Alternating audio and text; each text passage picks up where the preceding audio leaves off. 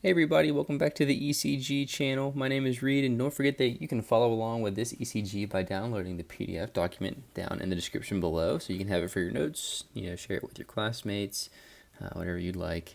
And don't forget to like these videos and subscribe to the channel if you enjoy the content. So let's jump into it. So the first thing I'm going to do is look at the forest. And so I do that by evaluating my QRS complex and just getting an idea of what's going on in this ECG. And so I noticed that we have a narrow complex rhythm that seems to be very regular and fixed intervals, and that regularity kind of stays that way throughout the entirety of the strip. And so those narrow complex rhythms make me think that we're having conduction from the AV node down our rapidly conducting His-Purkinje fibers, right? And so the most common cause of that is something that has to be from above the AV node, right? It's actually the only way it can happen. So let's take a look at the rhythm real quick and get an idea of how fast this strip is. And so I find a QRS maybe on a solid line here, and I get 300, 150, 100, 75. This will be 60, so maybe we'll call this 70 beats per minute, okay? So I'm like, okay, maybe this is like a sinus rhythm, right? What is the atria doing? I look for P waves, and you see maybe there's like some atrial activity before my QRS is, right? But what I notice is that some of that atrial activity seems to be extending and occurring maybe more often than what we would think. And so when I scan through other leads, like lead 2, right, you see a little bit more, oh, okay, maybe there is some baseline atrial type of waves here that are kind of this oscillating, not oscillating, this rhythmic atrial conduction, right? And so I see that and I think, I wonder if this is atrial flutter, right? I wonder if these are flutter waves. We know that flutter waves are anywhere between 250 and 300 beats per minute, so you can actually look at it and say, there's a P wave, there's a P wave, meaning there's two atrial flutter waves. And you can see that those are within 250 to 300 beats per minute from each other, right? If you know that these solid lines are 300 beats per minute, right? Just a hair slower. So I would say that this is pretty characteristic of atrial flutter. What is atrial flutter? Atrial flutter is a reentry pathway within the tricuspid annulus, usually, and it's within the atria, and so it keeps going around and around, and every time it goes around, it sends signal throughout the atria. That's where we see those flutter waves.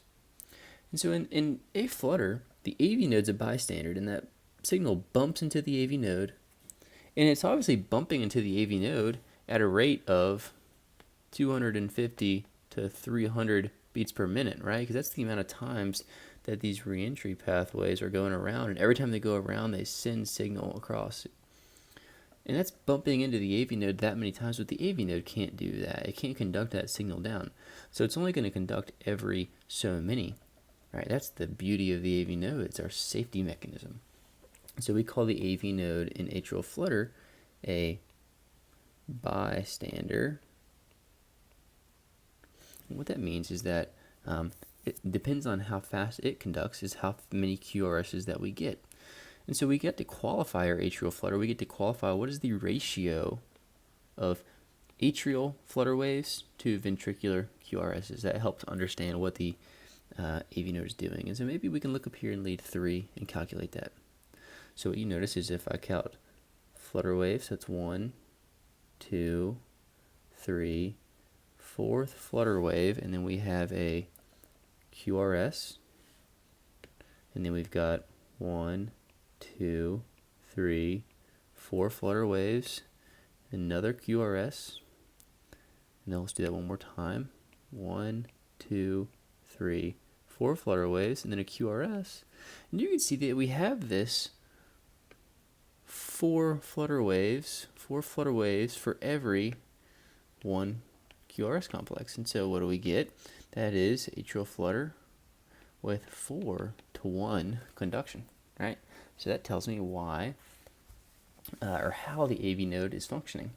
And in fact, if you know that it's 4 to 1 conduction and you know that the ventricular rate is 70, well, my atrial rate then would be 4 times 70. So we know that the atrial rate here, right, would be 4 times 70, which is 280 beats per minute, right? Because if every fourth flutter wave made its way down to the QRS, right? So it's kind of interesting. You can even do all the calculations, and then you can apply it to your ECG and say, does this all make sense, or am I just fooling myself? Are these flutter waves messing with me in some way? They're not here, luckily.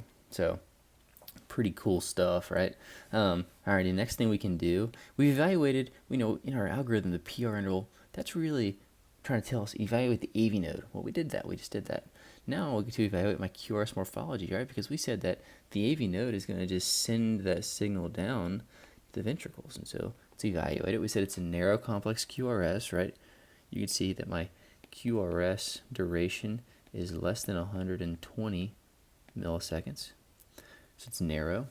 QRS is upright in lead 1 and it's upright in AVF. That tells me that my QRS is angled down and to the left, which is good. That's normal. I've got my little septal R waves that are growing and they transition to be taller in V4. And so that's really pretty normal progression. My QT interval, let's take a look at my QT interval.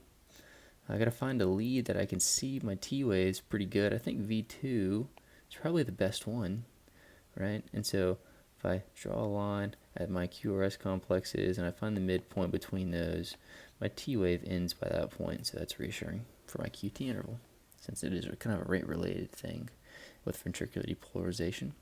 Last thing I'm going to do is look for pathological Q waves, which tell me is there previous myocardial infarctions and any ST elevation or depression or T wave abnormalities that might make me think of acute or subacute ischemia, and luckily I don't see any.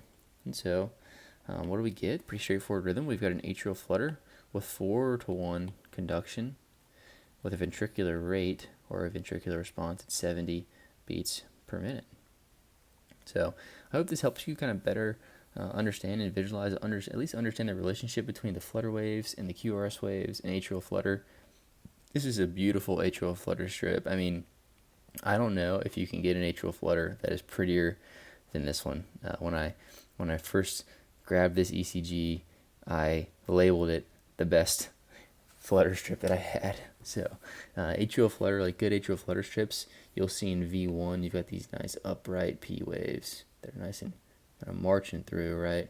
You can see one at the end of that QRS, but it keeps going, and yeah, this is just a beauty. So I hope this helps. If you have any questions about atrial flutter, feel free to put them down in the comments, and if not, thank you so much for watching, and we will see you on the next ECG video. Have a great rest of your day.